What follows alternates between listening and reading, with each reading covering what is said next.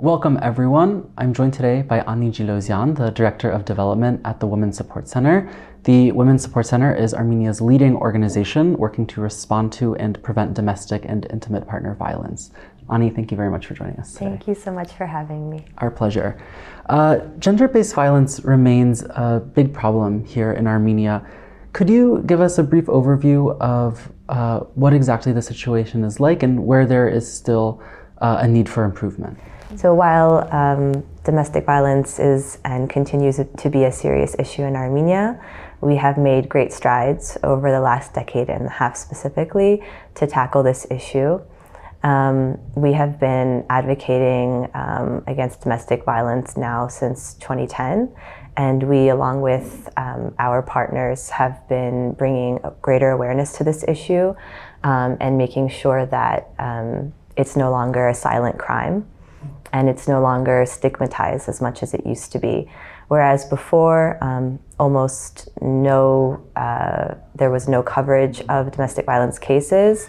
After 2010, there began to be a lot more awareness around this issue, a lot more advocacy, and now it's an issue that people talk about, and we see that so many more women come to us because they learn from their family, they learn from their friends, from their networks about where to seek support and where to get help. And so the situation has improved radically. In 2017, we also passed domestic violence legislation for the first time. And of course, that brought with it great improvements as well. And while there remain a lot of legal gaps to date, having a law is ensuring that women and children who are facing domestic violence are being better protected. So I'm really glad that you brought up the domestic violence law, because there are actually discussions right now in Parliament to make some amendments and fill in some of those gaps that you mentioned. Could you give us an overview of what's being changed and what impact that could have? Thank you so much for that question, and it's really important because we're really at a turning point right now. And we've been working very closely with members of Parliament, with representatives of the Ministry of Labor and Social Affairs, and with our civil society partners to amend the legislation. A package of amendments has been introduced to Parliament, and we hope by January next year that certain changes will be made.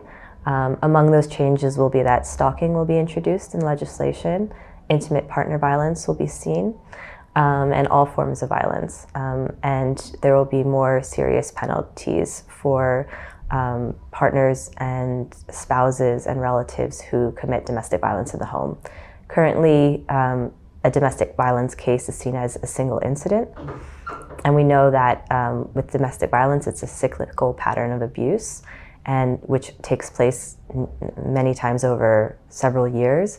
And so it's important to understand when we're looking at a criminal case, not to just see the one instance of violence, but to see it as a pattern of abuse taking place over time. And hopefully the new amendments that will be ratified in Parliament will make that more clear. And so from your work and from your experience, what kind of impact can we expect from those changes? What will filling in some of those gaps really achieve on the ground, so to say? The new amendments will create improvements in the lives of women and those who face domestic violence in a number of ways. For instance, just taking the issue of intimate partner violence, we know that there are many unregistered marriages in Armenia. And so if now they're not necessarily seen, they will be now seen under the new legislation as serious cases of domestic abuse. Great. And I'd like to turn now to the topic of the Istanbul Convention. For our viewers who may not be familiar, that is a human rights treaty put forward by the Council of Europe. Its full title is the Convention on Preventing and Combating Violence Against Women and Domestic Violence. It's taken on the name Istanbul Convention because it was first agreed to at a meeting in that city. But to be clear, the treaty has nothing to do with the Turkish government. Armenia signed the treaty in 2018, but still has not ratified it. Can you provide us some updates? What's happening now about the treaty? So unfortunately, no steps are currently being made to ratify the Istanbul Convention. We're kind of at a point now where negotiations have kind of been halted. We hope, though, in the future that this convention will be ratified because it's an extremely important convention for many reasons. It has 4 specific aims: prevention, protection, prosecution, and coordinated policies.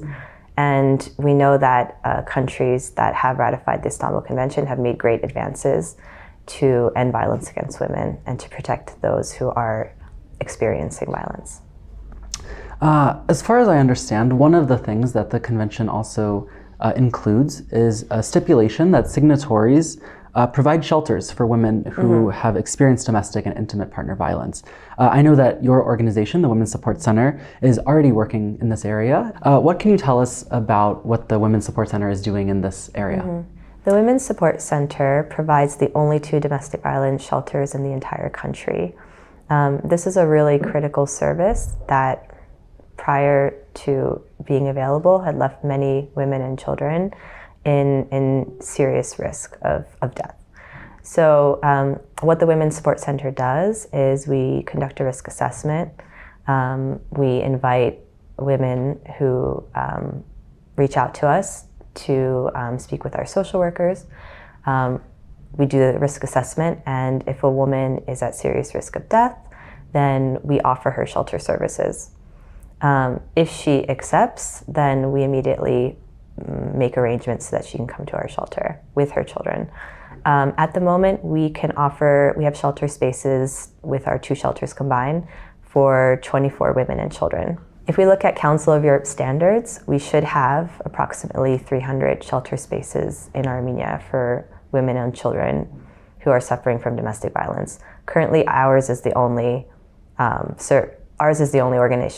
organization that offers this service. And can you tell us more about what exactly the women who go to the shelters will encounter there? What help will they receive? What support will they receive once they are in the shelters? So women and children who come to our shelters often come with nothing but the clothes on their backs because they're escaping and fleeing serious and dangerous abuse. So we provide them with everything from hygienic and household items to food. They get 3 meals and snacks during the day. We also provide them with psychosocial and legal assistance. And we offer a number of educational programs at our center. So we have workshops on domestic violence, on safety planning. We also have parenting skill workshops. And we have a successful economic empowerment program in which women who enroll receive business and entrepreneurship training. Many of them also go on to do vocational training in whatever field that they choose. And many women are also provided with seed money for their startups to start their own small businesses. Because we know that financial dependency is one of the main reasons that women stay in abusive households. And so we try in many ways to ensure that women, upon leaving the shelter and upon leaving our center, have everything that they need to live independently and free of abuse.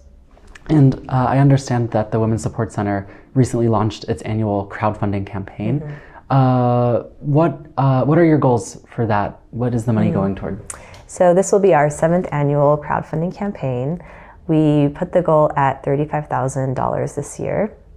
And with $35,000, we can ensure that 50 families receive not only food and hygienic and household items, but also psychosocial and legal assistance for the entire year. We have this year, in 2022 to date, we have had around 850 women and children who've received services from us, 200 of which have come through our shelters. So this is really an essential service. And in the last 2 years alone, our high-risk cases have doubled in number. And so whereas 1 in 8 women needed shelter services, now we see that roughly 1 in 4 women need this service. Well, Ani, thank you again very much for taking the time to talk to us today. We appreciate it. Thank you so much, Mark. It's a pleasure. And thank you for joining us on CivilNet.